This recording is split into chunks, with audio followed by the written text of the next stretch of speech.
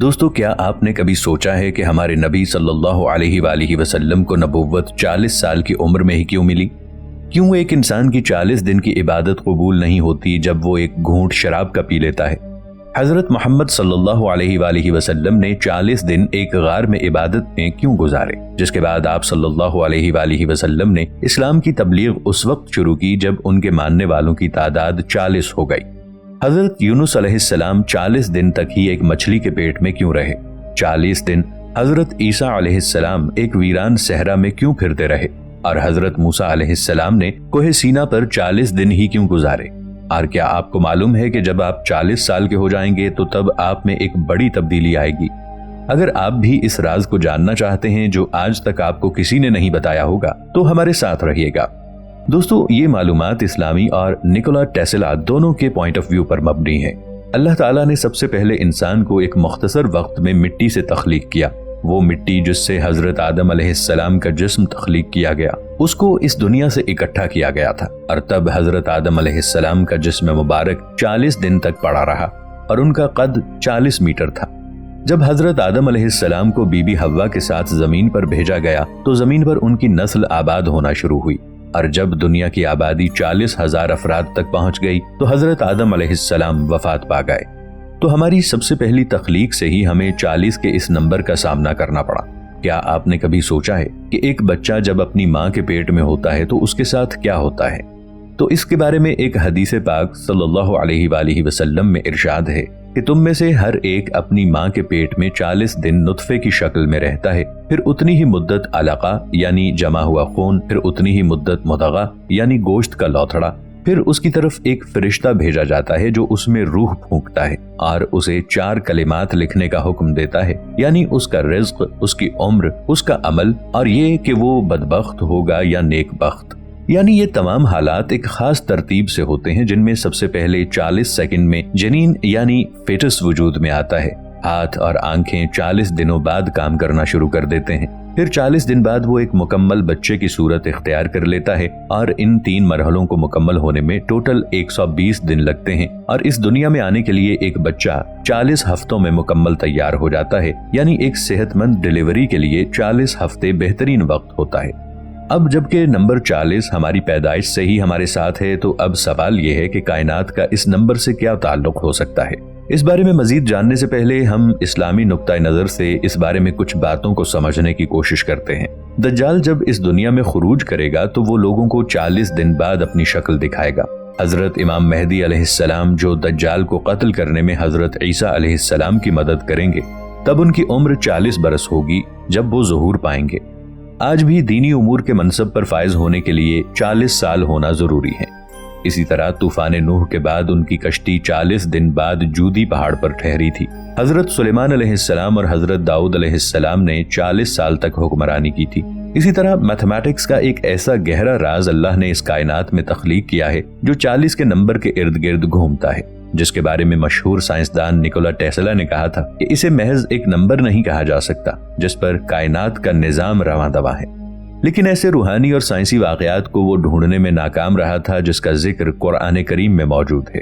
اللہ نے کائنات کو ایک پیمائشی شکل میں تخلیق کیا ہے، اور پوری کائنات میں جیومیٹری اور میتھمیٹکس کی ایک حیرت انگیز پیمائش موجود ہے۔ اس بارے میں سمجھنے کے لیے آپ تسبیح کی طرف دھیان دیں جس پر اللہ کا ذکر کیا جاتا ہے، کیونکہ کئی چیزوں کو ایک خاص تعداد میں دہرا کر مکمل کرنا پڑتا ہے جبکہ وہ ایک ہی بار میں مکمل ہو سکتی ہیں۔ ہم دن میں 5 مرتبہ نماز پڑھتے ہیں اور ہر نماز کے بعد 33 مرتبہ اللہ کا ذکر کرتے ہیں، تو اب یہ سب بار بار کیوں دہرائے جاتے ہیں؟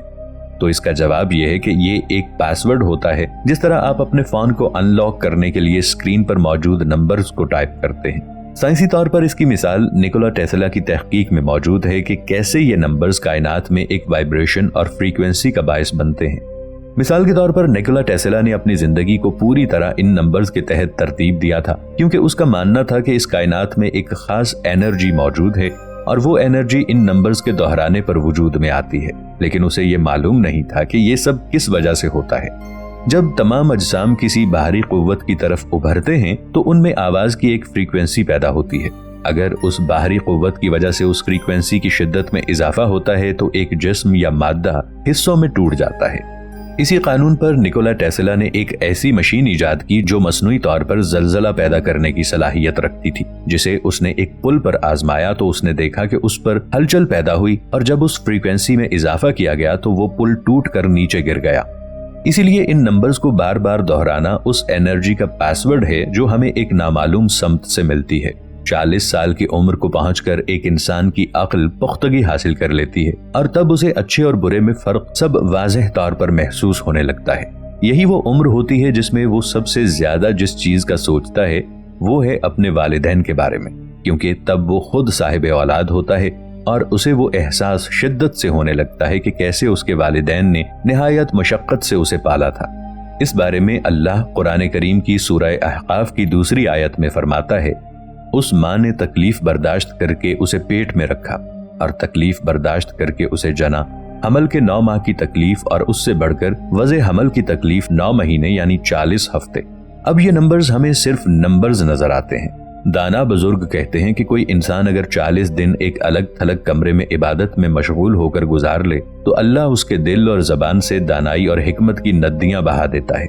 आप अल्लाह का जितना जिक्र करेंगे उतनी ही कायनात में मौजूद एनर्जी आपके इर्द गिर्द इकट्ठी होती जाएगी, और अगर आप 40 साल का भी सोचने पर लगा दें तब भी इस एनर्जी के फवायद नहीं जान सकेंगे। और 40 का ये हिस्सा जिसे अल्लाह ने तमाम इंसानों, जानवरों, पौधों, यहाँ तक के पानी के लिए भी एक राज का हिस्सा रखा है जिसको वही समझ सकते हैं जो समझना चाहें। ये 40 का हिस्सा इस्लामी तालीमात में एक अहम मकाम का हामिल है और सिर्फ इस्लाम ही नहीं बल्कि इसकी इफादियत के बारे में तौरात और इंजील में भी जिक्र मौजूद है। शायद जो बातें हमने बयान की हैं ये हिस्सा इससे भी ज्यादा ताकतवर हो। नाज़रीन, हजरत उमर रज़ियल्लाहु अन्हु के जमाने का मशहूर वाक़या है कि एक खूबसूरत औरत बाजमात नमाज पढ़ा करती थी। किसी नौजवान की नजर पड़ी तो उस पर आशिक हो गया। उसने औरत को मुलाकात का पैगाम भेजा। वो भी समझ गई कि ये शख्स फितने में मुब्तला हो गया है। वो औरत कामिलुल ईमान थी। कहने लगी कि मैं तुझे मुलाकात का मौका इस शर्त पर देने को तैयार हूँ कि तुम हजरत उमर रज़ियल्लाहु अन्हु के पीछे 40 दिन तक नमाज अदा करो और ये इस हालत में हो कि तुम्हारी तकबीर ऊला फात ना हो। उस शख्स ने इसे निहायत आसान काम समझते हुए नमाज बाजमात शुरू कर दी। अभी 12 रोज ही गुजरे थे कि उसमें तगय्युर आना शुरू हो गया।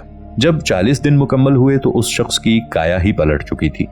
अब उस औरत ने पैगाम भेजा कि तुम्हारी शर्त पूरी हो चुकी है, तुम आकर मुलाकात कर सकते हो। नौजवान ने जवाब दिया कि अब मेरी मुलाकात अल्लाह ताला से हो चुकी है, तुम्हारी मुलाकात की जरूरत बाकी नहीं रही। 40 दिन के चिल्ले का उस नौजवान पर यह असर हुआ। इसके बाद उस औरत ने इस वाक़े का जिक्र अपने खाविंद से किया और उसने सारा वाक़या हजरत उमर रज़ियल्लाहु अन्हु को सुना दिया। आपने फरमाया, सदक़ल्लाहु ताला, अल्लाह ताला ने बिल्कुल सच फरमाया, इन्नस्सलात तन्हा अनिल फहशाई वल मुनकर।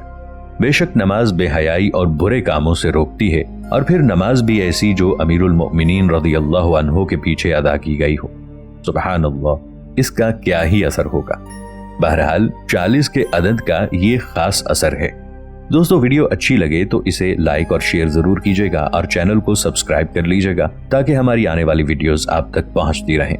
मिलेंगे एक नई वीडियो के साथ, तब तक के लिए ताहिर उबैद चौधरी को दीजिए इजाजत। अल्लाह निगहबान।